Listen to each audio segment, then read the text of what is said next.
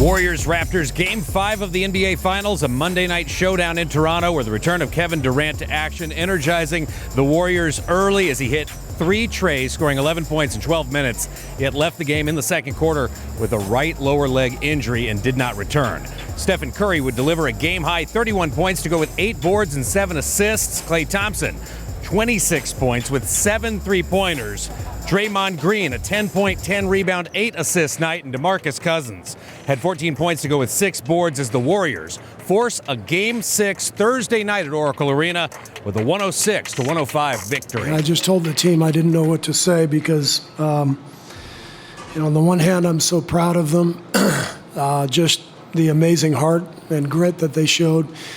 And on the other, I'm just devastated for Kevin. And so it's a bizarre feeling that we all have right now.